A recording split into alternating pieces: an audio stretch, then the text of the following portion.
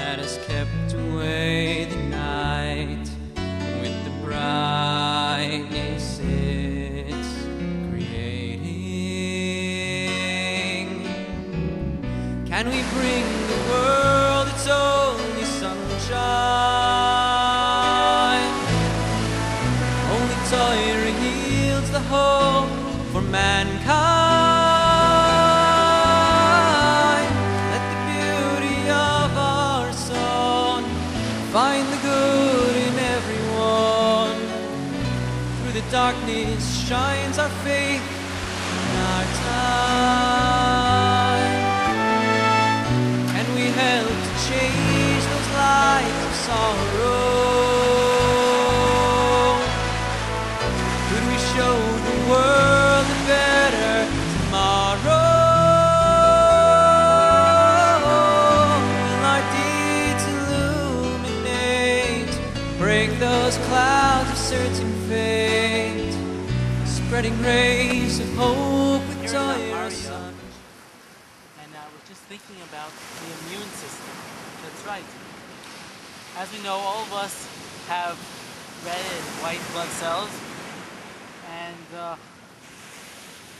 and we have an immune system that builds up this protective layer so that we should not get sick.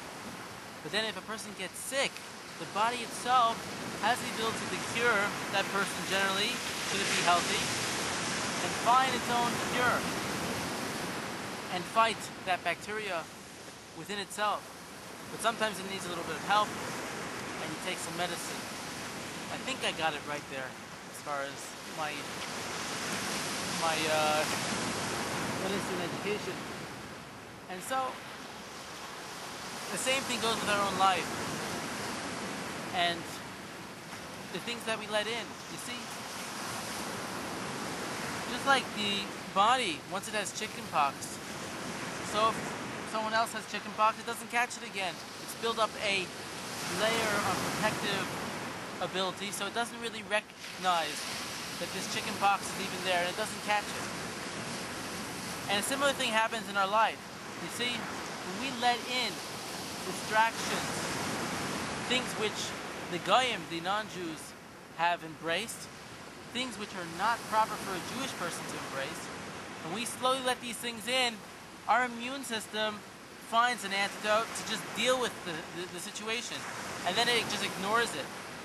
But at the same time, this virus, this bacteria is still attacking the person, and the person never really knows that it's causing them to become weaker and weaker.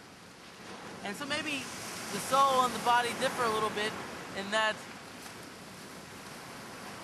you know, the body can move on a little bit once it's had this problem and built up that protective antidote by itself. But the soul, it has a little bit of a problem. It has a problem when a person takes it to the movie theater and watches television hours a day uncontrollably. It has a problem that its sensitivity has become less and less and less because it's so used to this bacteria that it's just learned to deal with it and ignore it. But only if the body and the soul were to take a step back for a week, 2 weeks, a month, 2 months, and stay away from these destructive influences, then the soul would shine. And if you were to taste even 5 minutes, 1 minute of these shows and these Hollywood productions, 1 minute, you would instantly vomit. You would vomit it out. You would not be able to take it. You would realize, how can I have done this to myself? How could I have let this toxic energy destroy my life? I can't imagine what I could have accomplished if I wouldn't have let it in. And I'm saying this to most of you, and most of you have built up your immune systems, and you really don't even know what I'm talking about. You don't even know what I'm talking about. He's crazy. What's he talking about? These things could influence me negative. I could go into tremendous amounts of detail slowly. Maybe you'll see what I'm talking about, but I shouldn't have to. And even if I did, tomorrow you go back, do the same thing because you're immune to it. Like I said, it would take 1 week, 2 weeks, a month, 2 months of a trial to really see for yourself and to see how much stronger you could be without these influences, to then let your soul shine like it really could. So I ask you, slowly but surely, 1 month, 2 months, try out a true life. Just feel Hashem to read a book, a good book, instead of wasting away time and seeing things which Chazal taught us we're not supposed to go after our heart or after our eyes. And here we bring it into our homes. Now you can have it on the computer screen. And the internet has become, now people have pocket PCs, they have internet on the phone, GPS, it goes on, and it's going to continue going on. And people become immune to the effects and the torture that their soul endures from these technological advancements that, yeah, we can embrace technology and say it's a great thing, but come on, let's be serious. We embrace more the negative in the technology than we ever do the positive. Very few of us ever, I would say, it reached a 51% marker with the internet or anything that's all positive. And so, it's going to take 1 week, 2 weeks, 3 weeks, a month, 2 months to be without these things, to realize what the soul's been missing.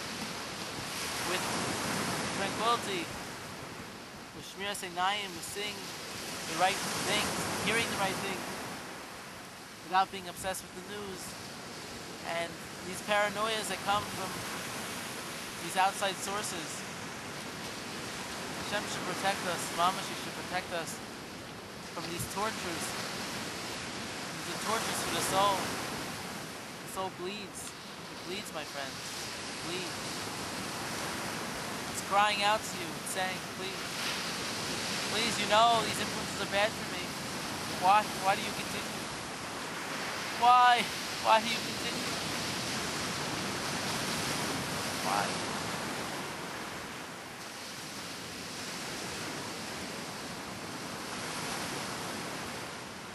ואנחנו לא נדע מה נעשה כי הולכנו עינינו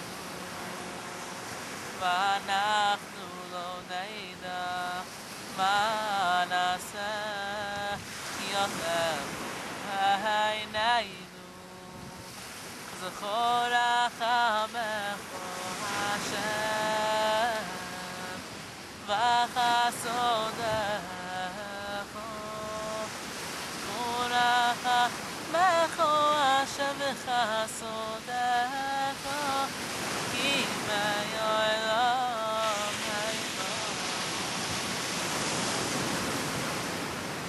How much longer can we close our eyes? How much longer can we close our eyes to the emes, the truth? The truth that surrounds us.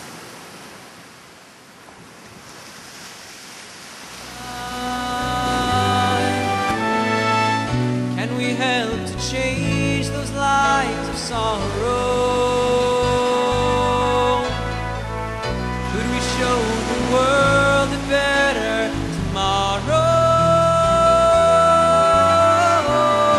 Will our deeds illuminate, break those clouds of certain fate, spreading rays of hope and Torah sunshine?